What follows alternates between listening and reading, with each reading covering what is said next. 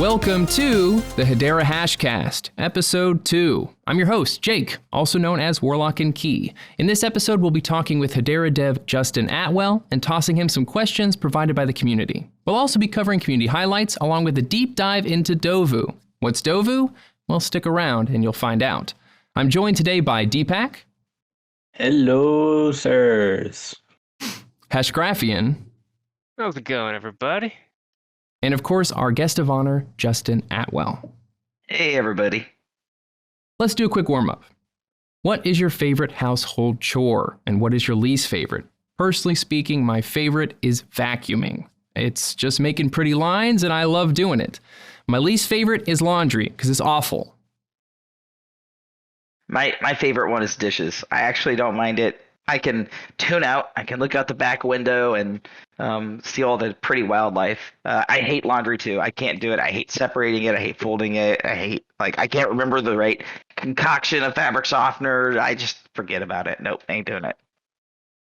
I personally love laundry, and I hate taking out the trash, let me tell you. Well, tell us about it. It just smells bad. I don't want to hold that. Yeah, I feel you. And it's like last night's dinner that might be in there, and it might be mushy on the bottom. Oh, that's gross, man. You don't want that. That's why I'm always really obsessive about like rinsing out containers and stuff before I throw them away. I can't do that. What's your like favorite vacuuming. Household chore? Vacuuming? Yeah. I just got this new bagless vacuum. It's really great, like one of those sharks or whatever. It's so cool because you just press a button, you just empty it, so you can just vacuum as much as you want. You don't have to worry about buying bags and stuff. And then I hate dusting. I got an air filter so it doesn't build up as much, and I actually got to replace the filter soon. Do you have an alarm set for that on your phone to want to replace it? No, it just says like every 6 months or something. So I just go like, oh, you know what, it's probably fine a year, so I'll... Yeah. It'll keep. It's good enough, yeah. Yeah. Now it's time for our weekly market summary segment, provided to us by a community member. The week that was. Macro risk markets started the week poorly, paused hoping for a reprieve from the big man Jerome Powell. Nearly got it in the statement, but were finally kicked in the soft spot during the press conference. Our not financial advice? Assume the brace position, as the Fed is set to hike into a Q2 growth slowdown. Quite a bounce into close on Friday for risk assets as month-end markup and rebalancing flows combined with heavily oversold conditions to end the week on a high. It might have legs to confound people, as Mr. Market loves to do. However, rallies are to be sold here for the near term. Crypto majors were range-bound, although continue to realize spicy realized volatility, which makes it tough to have too much conviction in either direction. Our not financial advice? Dollar cost averaging is probably the best play. However, would advocate not being too hasty in deploying dry powder. Discipline and a plan helps to take the emotion out of it. Even if you don't have a good plan, try making one. It really does help. 1 ETH equals 1 ETH, and 1 HBAR equals 1 HBAR for that matter.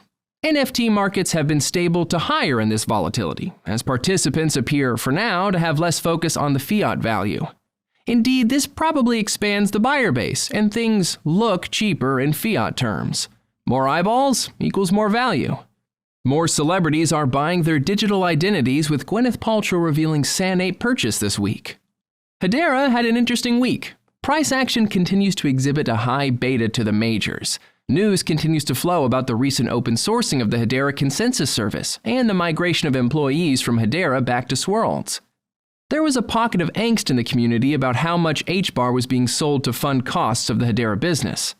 However, whilst understanding the frustration/disappointment, this is the reality of how corporates do business. This distributes more HBAR into the wild, and if it helps get the focus of the likes of Google to develop more on or with Hedera, then it is a small price to pay.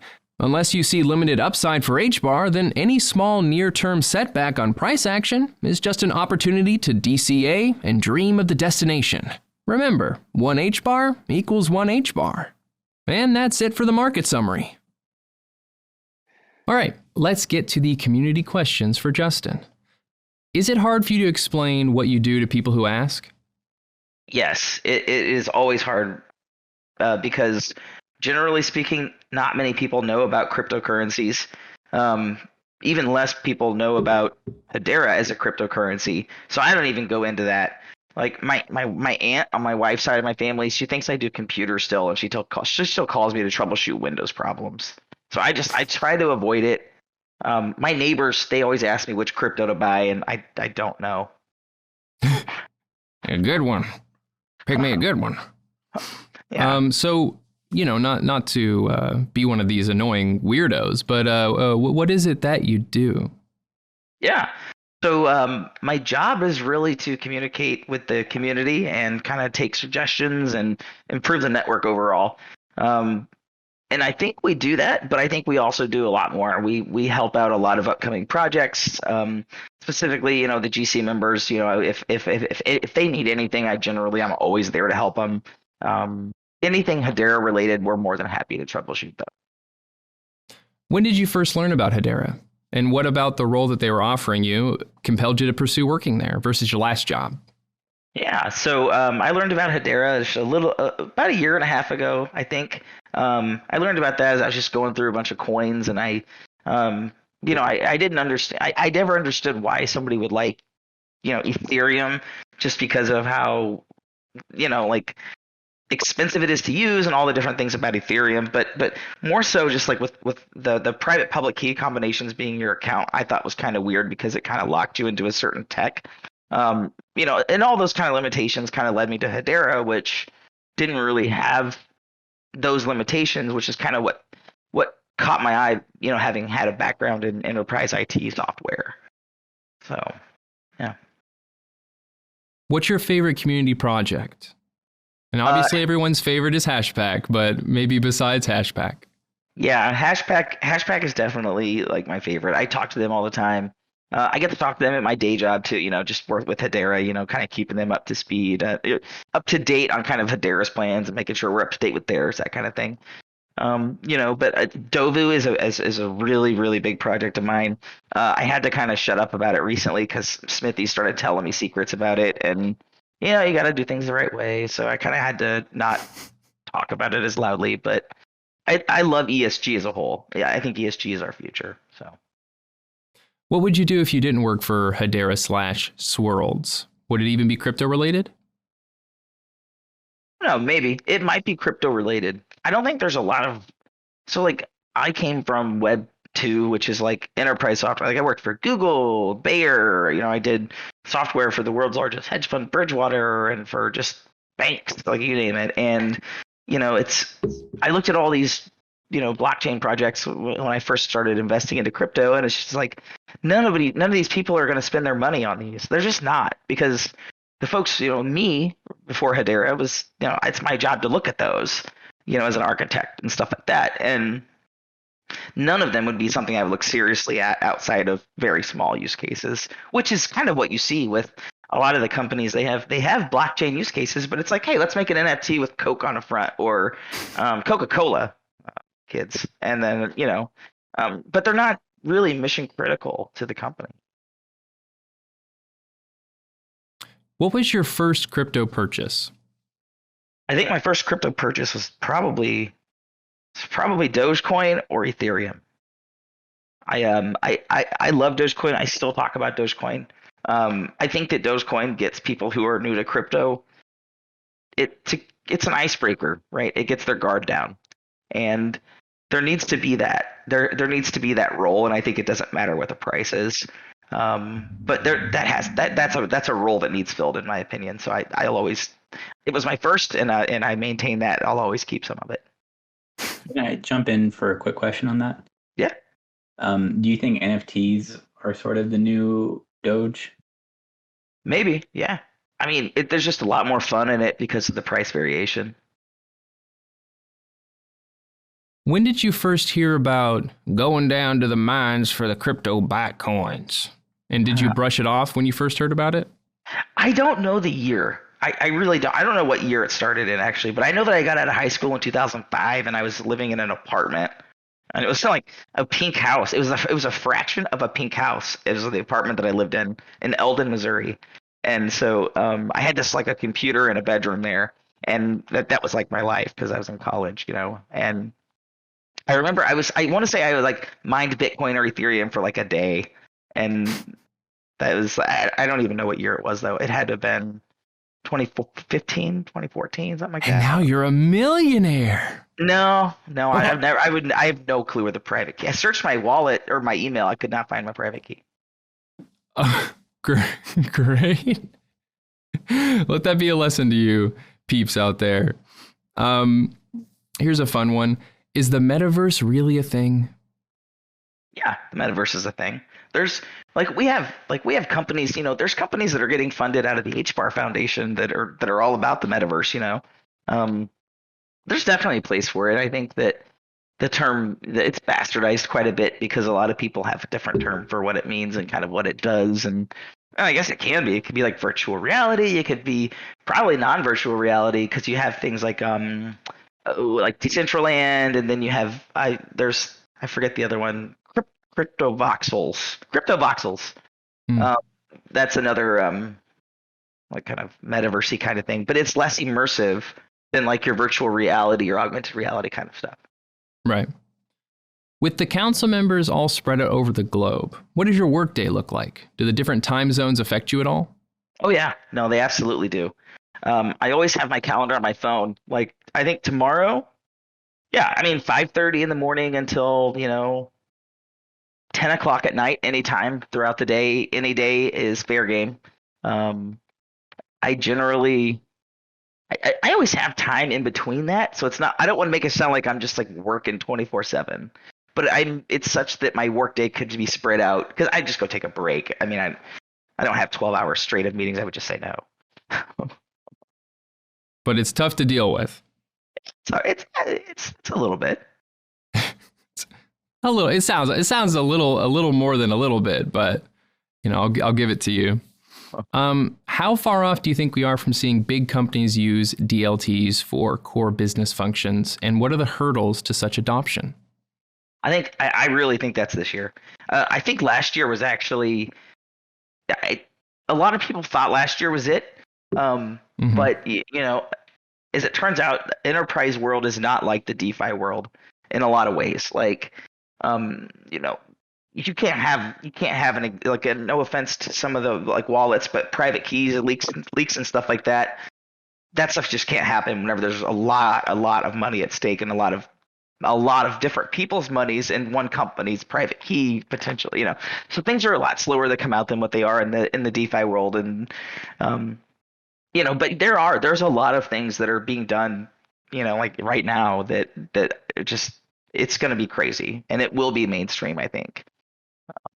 Especially for bigger companies, though, like the Paris Agreement and the Climate Accord, Glasgow Climate Accord. Those things right there, which have nothing really directly to do with Hedera, those things ensure that those companies are they're on the hook for their for their emissions and stuff like that, and they're now required to do something about it. And that to me is the catalyst to drive it to driving blockchain into mainstream. The reason why it's going to be Hedera is because I think there were some really smart people that saw this coming and jumped, Now, talking about, people on the ground floor, just regular folks, what do you think is going to get someone outside the crypto community excited about Hedera Hashgraph? Sustainability, I think. I think as most of the world kind of goes towards being more climate friendly, as we should care about that, I think. That kind of drives up the wants and needs for people to do something about it. And the more people that know about it, the more people who are going to drive out the inefficiencies from it and make it more efficient for everybody. And they're going to offer apps to people to make it easier to offset their lives. And that's just the way that things go. I think as long as we maintain our advantage in ESG, then I think that, build it and they will come. That's a great answer. Now, let's cover some questions regarding Hedera's move to open source and the move of the Hedera employees, of which you are one, to Swirlds Incorporated. Now, are all Hedera employees moving to Swirlds? Nearly every single one of us, yeah. Okay. What happens to all the logos and titles and the website with the move to Swirls? So I think we still maintain the website because the people that maintain the website work for Hedera, and those people aren't going to be fired or anything. So I imagine we'll still do that because the folks that own Hedera are just going to Swirls pretty much. So I don't think that's what's going to change. And I even I don't know if I'm allowed to say this, but they were talking it's 18 months before we would see significant changes to our day jobs. Okay. So what is the goal for Swirls now that Hedera is open source? What is your business model? Our business model is to use Hedera, to use the network, the Hashgraph network, whatever they call it now, the Swirls network, the Hashgraph network, to use that network to build solutions that people didn't think of, that people didn't think were possible. We have the giant disclaimer that we are not getting in the way of the community. We are not taking projects. We are not doing any of that shady junk. You won't have to worry about that. That ties pretty well into my next question. When it comes to adoption, do developers in the space still take Swirls as de facto? Do you feel that Swirls' clout is lessened because you are a privatized organization trying to build revenue instead of a more objective organization trying to build a network? Yeah, maybe. I think that, for Hedera now, as the job is today, it's I'm really limited to I can help somebody who wants to, they have a problem debugging code, and I can very easily, I can get on a call on a Zoom and I can share my screen and I can go do it. And I love doing all that stuff. But once it's just outside the scope of Hedera, I can get I can't put that much time into one project outside of Hedera, and I'm not really allowed to. So I think some of that'll change because we're still gonna be in a technical, kind of world. So I think, to me, I don't see a huge change because I don't think you can take the dev advocate role, which is very people facing and externally facing, and turn that into a programmer role. There's just no way they would expect that. That makes sense. Remind me again, when are smart contracts 2.0 coming? February 3rd. That's 4 days from now? That's very soon. Well, who knows when it'll be when this podcast comes out, but that's very soon. Yeah. Is there anything else you'd like to say to the community? I can always talk to the community. ESG stuff, I think that it's been just crazy how many people are interested in, ESG stuff. And it's not even the fact that we're going to talk about it on this podcast, but my days and nights are filled with ESG stuff, to the point where the folks at the foundation, folks that are on LinkedIn, I just get swarmed over it, and it's great. It's a really good thing to have. And so I appreciate our community, because our community always wants more and they always want to invest more, and it's cool. Yeah. For some of our listeners, could you clarify what exactly is ESG? Environmental, social, and governance. So the environmental one is probably the critically necessary, it's the most important one right now, because of the environment and all that stuff. But supply chains and stuff like that, and governance, a lot of that stuff that you want to be immutable, and you don't want somebody to have in a file cabinet in an office somewhere, is all stuff that you should think about, with blockchain. And there's a lot of stuff in ESG that kind of fits that mold. Okay. I think this is a good point for podcast halftime. So if our guests need to take a break, relax a little bit, I'm just going to explain a little bit about it. Welcome to podcast halftime. This time is set aside for our guests to have a little break and for me to do paid reads of copy.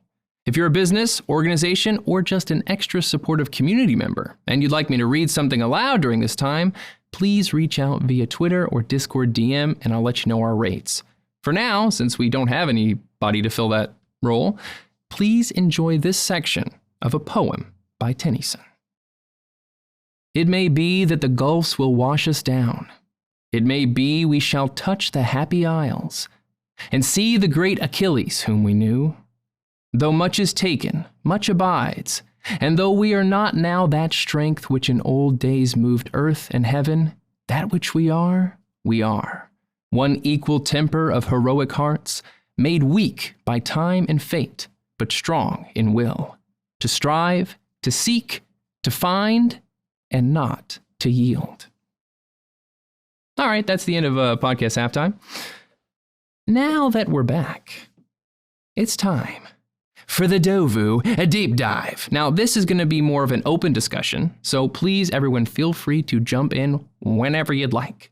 Full disclosure, every person on this panel holds some amount of Dovu, so this will be somewhat colored by personal bias. Just something for our listeners to keep in mind. And this is not financial advice either. Definitely not. I don't buy Dove anymore. I can't buy Dove anymore. Smithy started telling me all of his dirty secrets, so I won't buy anymore for the foreseeable future. So that's why. It's not that I think anything negative about Dove. I would buy more if I could. Starting off, what is Dovu and how does it relate to Hedera? Hashgraphian, do you want to field this one? I mean, everything I've gathered about Dovu is they want to create an audit trail to be able to track carbon emissions, and they're also using the global standard to reference all that. And they're auditing all the farms. They have this auditing process where they send people out to these farms and they take soil samples. They look at the acreage, and they also sign a contract with these farms to so the farms will abide by certain sustainable farming practices, which is pretty cool. It's not just taking what's already there. Like, they're actually going to be helping these farms improve, and not to mention the farm's going to have a little bit of a side income from this too. So there's a lot of incentive for them to abide by these contracts. So I think it's a really cool thing, and it's really important to be able to prove the audit trail for the carbon, or else you don't know like the current price of per ton of CO2, and because that changes pretty frequently just based on to market. So anything anyone wants to add about making it more clear to our listeners what exactly this is? Yeah, I think Dovu they're in the business of really tracking how much CO2 is in the ground, and they're providing an easy way to verify that carbon in the ground is authentic, and they're giving you an easy way to buy it. And the tokens that are on the Hedera network, that you'll see the Summerly and the few others that I just can't pronounce because I'm a dumb Midwestern kid. And you'll see that's what they do, and I think that's a really cool thing. So how exactly does this relate to Hedera? So yeah, the Hedera side of this is so I've had like 3 or 4 people come up to me about this, so it's not really a big secret anymore. But we have this software that we're in the middle of kind of writing, and it's called the Guardian. It's open sourced. You could go and you could clone it right now. You can look at it. So we hired we're working with a company to write that software, and so they don't necessarily know all of the context in which that it's on there, but Dovu will be a user of that software, and that software's job is to keep track of. So a lot of the documents that Hashgraphian was talking about, so like keeping those documents stored against a blockchain where it's there forever. Keeping those documents there and relating them to the fungible or non-fungible tokens that are built on the Hedera token service proves that when you own 5 Summerly tokens, that you own 5 tons of CO2 from Summerly Farm, in that place. So Hedera manages that communication and that record. So in a basic sense, you could say that Dovu's like NFTs? I would say fungible. I don't know all of what Dovu does. I don't know everything that they do, but they have like it's fungible coins, so it's not NFTs. So it's FTs. It's multiple FTs on top of maybe one non-fungible tokens. Okay. So semi-fungible is a term that you'll hear thrown around quite often in the ESG landscape. It's not quite fungible. It's not quite non-fungible. Wow, that's interesting. So am I understanding it correctly that you have like these tokens that represent the carbon, and then you have files within like the Hedera file service or whatever? Because I remember that they won a grant with Filecoin, or you can use Filecoin with them. Yeah. So it's either Filecoin or IPFS or Hedera file servers. Yeah. So and you keep the records of the actual pertaining to the farm within the file service. Yeah, so there's a lot of this gets down. There's a lot of technical speak here. It's very deep into ESG, but so like their farms and like the things that they farm. So like I know that like some of the farms they do sunflowers, and then they do certain other things like that they add nutrients to the soil, and that's a proven thing, right? That's science-based standards. So each year when those sunflowers add nutrients back into the soil, when they decompose and yada yada yada, nature does its thing. You can measure all of that. And then you can measure, like, if, for instance, they do no dig or no till or things like that are keeping things in the soil. That's all measurable by either a device or by a person. And those standards then come out to whatever that area is times that material. I think so. I know that for a fact Dovu's is they don't use IoT as much. Matt, admittedly so, does not like to use IoT because it's easy you can move a sensor, you know what I mean? But it's a lot harder to move an auditor. But anyway, that auditor comes out, which is the company he was talking about, and they verify everything that's still accurate and stuff like that. One part I'm just kind of confused about is, so Dovu's not doing the auditing, right? They're not sending out somebody to check the soil. Correct. And so another company is doing it. Mm-hmm. So what I find fascinating about Dovu is it seems like something that doesn't fit the pattern that we're used to in decentralized systems, where it's decentralized, it's hands off. There's really no one single point of failure, but you do have like a team that's working on whatever it is.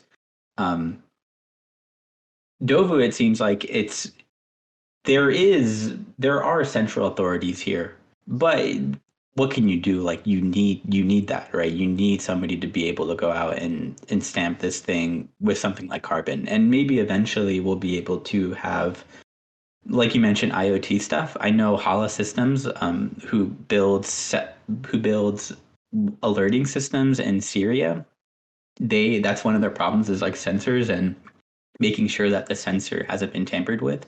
But maybe one day, whenever that technology is more fleshed out, you won't even need that. It seems like a pattern of eventually decentralizing even more whenever you can. No, a lot of the stuff that we're doing now is via IoT and Web3 devices. That's I would say that's most of them. That's really cool. Really interesting. Yeah. Is there anything you'd like to add, HashGraphian? I'm actually not about the context of. Well, just in general about Dovu that you think we haven't covered. Oh yeah, like I think it's really cool that they got the staking coming out pretty soon. I know that they've done a lot of releases with that, and you'll be able to stack your APY depending on how long you have your bridge tokens staked. So ETH will be the first thing that they allow you to bridge over to Hedera, because all the staking is going to be happening on Hedera. And not only does it seem like the first major step function for Hedera, but just having something on the mainnet that's really active like that is going to be really cool. And plus, I heard confirmation on the Telegram that the HTS token for Dove is going to be released soon too. And the total supply isn't going to change. Like it's all cross-chain agnostic between like ETH, Polygon, Binance Smart Chain, and Hedera.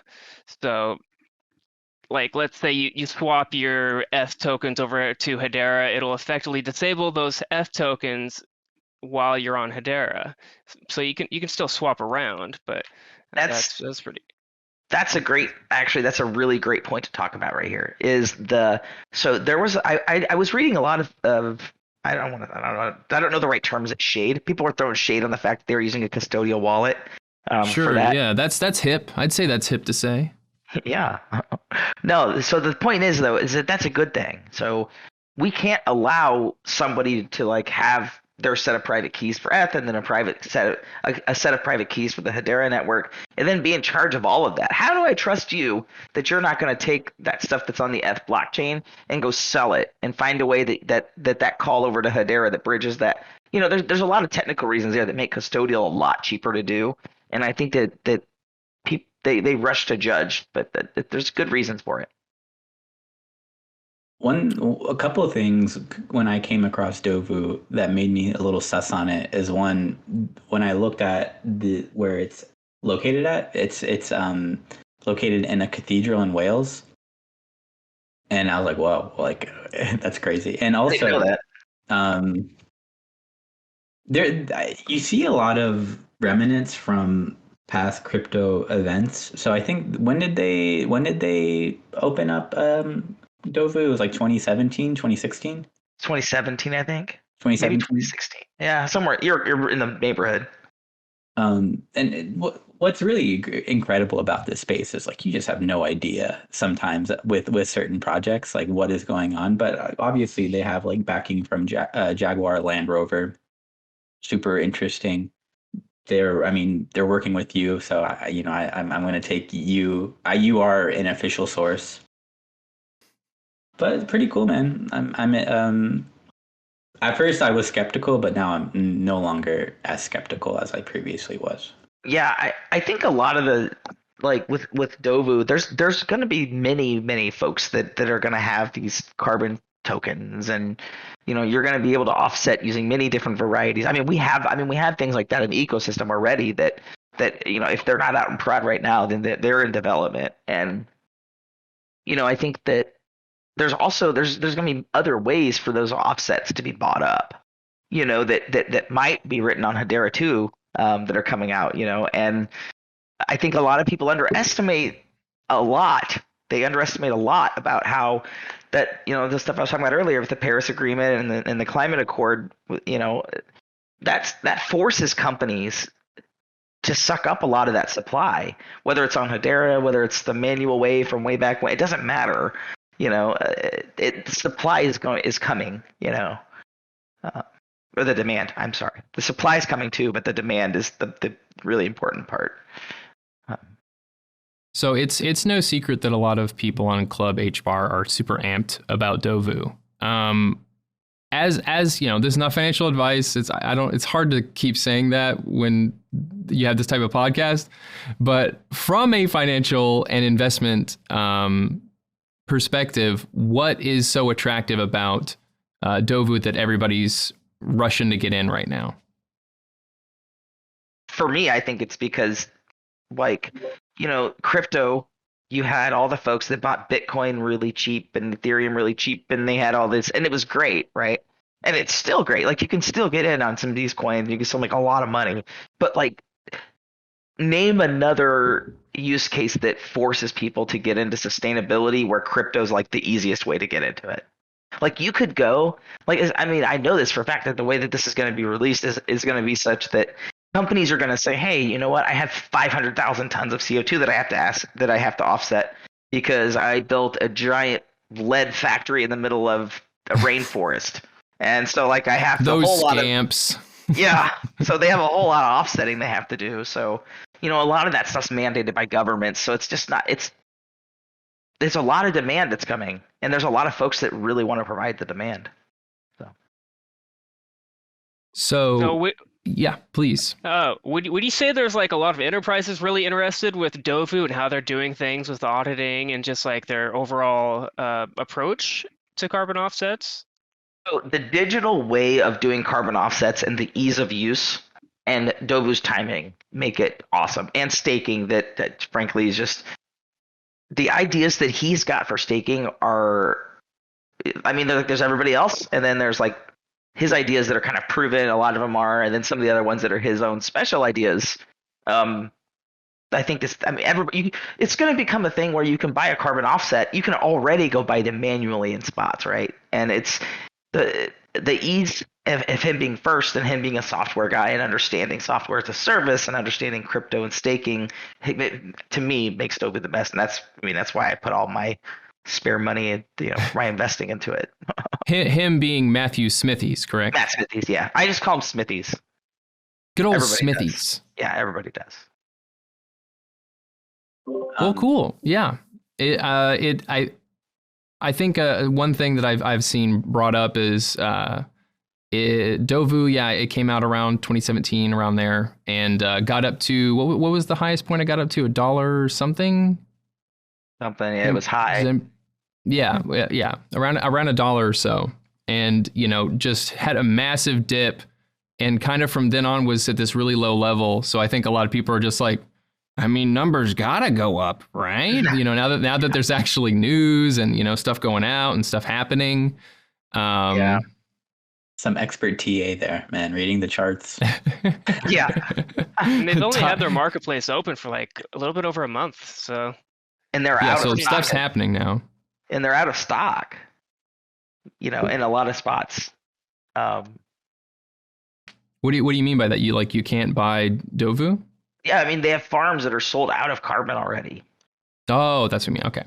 Yeah, so you can't right now they have one that's out of stock. They have two that have it, and then they have another. They're adding a vineyard soon. So that's so funny. I mean, carbon credits in general have been such a nebulous, I think is the word, or really really complicated. Yeah, hard to pin down concept. But it doesn't have to be. It can be easier. Right. The way that they work, depending on how there's many different ways you could do it. But carbon offsets is that's the good guy, right? And then you have carbon emissions, which those are the bad guy. That's carbon emissions, brown power. Carbon offsets is green power. So what companies are going to be doing is every single thing that you have to do, you cannot prove that you've done it until you measure it. Right. So the IoT devices and all of that stuff. So the emissions, we know how to capture that information. There's IoT devices today that do it. You can tell all that. So, a lot of it is you have to start by measuring. You measure all of your emissions. You know that it's all brown power right now. And let's use an electric company, where their power comes from. They have to know that stuff with the government. So you have this chain of events and stuff like that. And that's kind of how blockchain gets that's why it's so good for it, because there's a long chain of events in the source of power. So anyway, the emissions token is all that brown stuff that they monitor on the electric grid. And then every time you get to whatever the reporting interval is. So electrical grids are going to be frequently. So let's say it's every hour that they report their emissions. So that's an IoT device that's very low level that communicates, figures all that stuff out in the way that it does. I'm not an expert in that part of it. But then the way that happens, it's a REST API call, or it's a gRPC call or whatever, like anything else. And you're minting partial pieces of a ton of carbon emissions when you use that electricity to power your sander or your computer or whatever. And, that's the way you measure it. And then you offset it by much the same way. You put it in the middle of a field, you have an IoT sensor that measures, the amount of carbon. You can have solid carbon or you can have CO2. And it's much, and you get those down to the common denominator, and then you make your offsets match your emissions, and then you're net zero. And if you have more offsets, you're net carbon negative. Now, for some listeners that might not be familiar, what does IoT stand for? Internet of Things. Internet of Things. What does that mean? Just means everything has an IP address. It just means everything's on the internet. It really does. That's it. Huh. So an IoT device in this context would be sensor. It could be there's nitrous oxide, like Sun Water. They have the water measuring. Solar farms are generative green energy. You've got for Dovu, there's methodologies for the plants and the folks that are actually the certification bodies on that they specialize in that thing, and they know, you could do it in either way. I think the way that Matt does it is a better way because it has a human element to it, and that's kind of what we need to get back to as a society, in my opinion. Humans, don't trust them, but they're not the worst things to work with. Yet. Yeah. when the cyborgs rose. So Deepak, I heard you have some community highlights for us. I do, but before we go to the community highlights, I just want to ask a quick question to Justin, zooming out a little bit. I'm making biscuits tonight. Oh, you mean work related? Yes. Oh, okay. Okay. Sorry.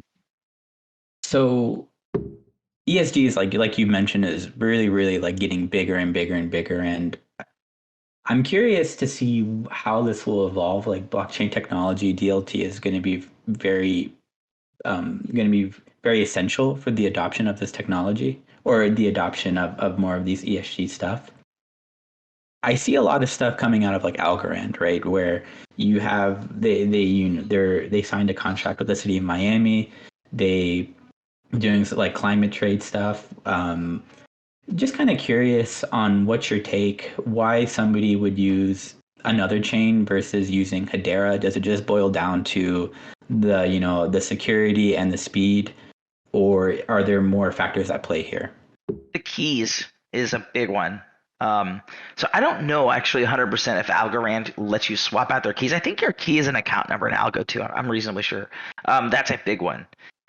So that is such a big deal because you have an IoT device, and let's say your IoT device is 0.0.99999, whatever, right? Like I can still change my private key and my public key because right now that might be that account number might be a small IoT device that measures a small, tiny fraction of a ton of carbon an hour. But what about if there's a nuclear power plant on there and it becomes very, very advantageous to somehow get that private key? Well, in Algorand, you have to switch the entire account over and manage all that stuff. For us, you just have to change the account key. Like that's a big deal when it comes to like government participation. And I think the other one that you don't hear about is GDPR compliance. We don't really brag about our Hedera file service much because it's small file limitations. There's some limitations there that we have to work on, but one of the beauties is that it's GDPR compliant. And I don't think there's any. I don't know that exists anywhere else. And for some of these folks, these same large companies that are having to offset and having to store all of this personal information on some kind of distributed file system, it's tough. It's tough to do, and Hedera offers that GDPR compliance whenever you delete a file. So, what does being GDPR compliant mean? It means that you have the right to get rid of your data off of somebody's server if you want to. Okay. That's as layman's terms as it goes. Thank you. For the layman out there, definitely not me. I know everything. What if you had what if somebody was in this farming business, and what if they decided they didn't want to be anymore? If you were in some other blockchain, how would you make sure you're GDPR compliant? It's tough. It's tough. Really cool stuff. That actually reminds me, like one of the other benefits to Dove would be like you don't have double spending with the carbon. Like you have the audit trail, and it prevents greenwashing. So I imagine like a lot of companies want to get into tracking their carbon right now, but a lot of these companies also use legacy systems, and there could be just a lot of room for like wiggle room that they could take advantage of. And that's the entire point of having like decentralized trustless networks. Is like you don't have to trust anybody. You get what you get. Yeah. Yep. Yeah. That's definitely a big one too. And I think with our super high and I guess Algorand has pretty high transaction throughput, and they have they're cheap too. I'm not trying to say Algo's terrible. Like they're good. Let's They're bash them. Right. Yeah. It's all over.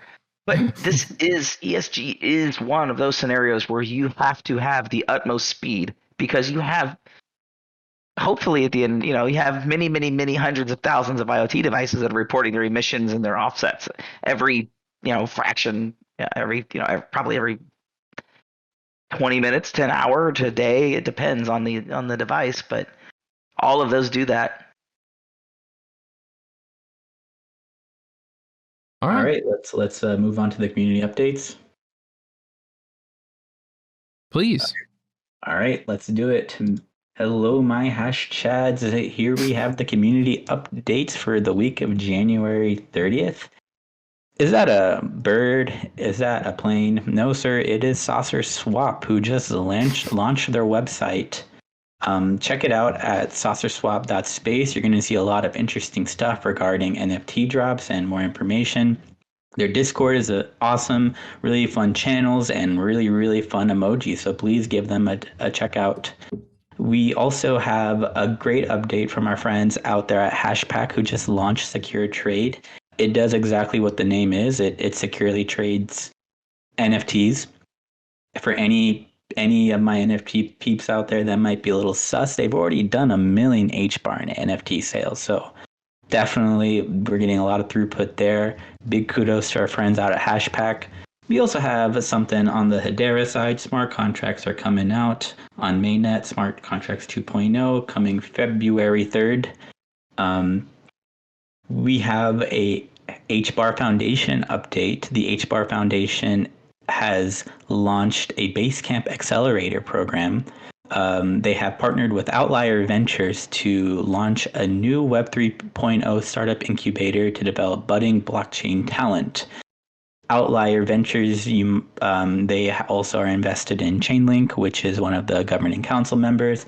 Other projects that they have in their portfolio include Brave, IOTA. So interesting stuff to look out for. I'm going to salivate your glands with a little Twitter drama now coming from Avalanche. Eamon, the head of Avalanche Labs, I think, called out Christian Hasker a couple days ago. Allegedly, Hedera never responded to an email or a meeting or had a really disastrous discussion regarding blockchain research. Christian Hasker came to rescue, said this came up a few weeks ago as well. Eamon did not reach out to me, and I have been at Hedera since before it was Hedera, and no one at Hedera has any recollection of this outreach. After that, we had Eamon coming with a hook, line, and sinker saying, this is your own fault. You should be shameful for not giving a damn about blockchain research, not being able to keep track of your firm's meetings, and claiming that things that happened didn't happen and implying that others are lying. P.S. Check Freed's calendar for 7/26/2018. Mr. Jordan Freed, do you have some explaining to do? Let's see what Hasker has to say. And last but not least, we had the Hedera Vision presentation. Looked really solid. Any thoughts from any of you guys? I'm not going to go over too in detail what was talked about there. You can watch the video, but would be curious to hear Justin, Hashgraphian, Warlock, any thoughts, any takeaways from there? I was in a meeting during the thing. I literally have to circle back with one of the other DAs tomorrow to figure out what I missed. So the Hedera employee doesn't know what happened. Nope, I don't. Good. Hey, Any thoughts? I'm blissfully ignorant, fam. I'm owning it. Yeah, I don't think I didn't watch that either. All right. Well, we'll leave it in the description for anybody who missed it to check it out. Please check it out. Pretty interesting stuff. Little jabs at big old tech companies. You gotta love it. You gotta love it. I love it when Hedera gets saucy. You know, like our boys at Saucer Swap. Quality emojis. They're very saucy. Very saucy. Oh, yeah. That reminds me about Saucer Swap. They got their NFT drops in February 22nd for their Planck Epoch collection. And then you can get airdrops of their sauce token if you get their NFTs. And now that's what I call utility. We are not sponsored by Saucer Swap, but maybe they should sponsor us.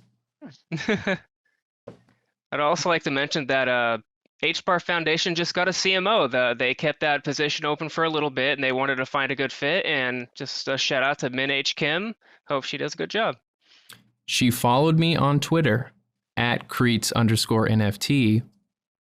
Plug. All right. I think that's a good stopping point. Thank you so much to the panel for being here. I really appreciate it. I think we had a great episode.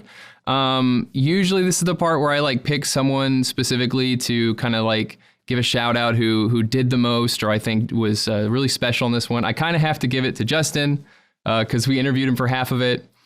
So I would like to gift to you the privilege of sharing your Twitter handle with the world so people can follow you and check you out. Where are you located? HCS Enterprise. It's a mixture of my two favorite things. Star Trek and Hedera Consensus Service. Favorite Star Trek series? I'm not going to say it. I like the original movies. Everybody gives me shit about it, but they're my favorite. No, I don't. I think in current day, that's not what people are going to yell at you about. My favorite series is Deep Space Nine, personally. I like that one too. I like Deep Space Nine. Yeah, but it's the best one, okay? They really test the values of the Federation in that show. Anyway, so thank you all. Let me do my little outro, and we'll get you to making those biscuits. That's right. Biscuits and gravy. If you enjoyed this podcast, please consider subscribing to our YouTube channel, following us on Twitter at Hedera HashCast, and supporting us via Patreon. For just $1 a month, you'll get the podcast a day early and opportunities to participate in exclusive community events and polls. For the $10 tier, you get all that along with a patron shout-out by yours truly at the end of the podcast. And you will also be able to submit games, quizzes, and questions for the upcoming HashCast panel, of which you'll be informed ahead of time.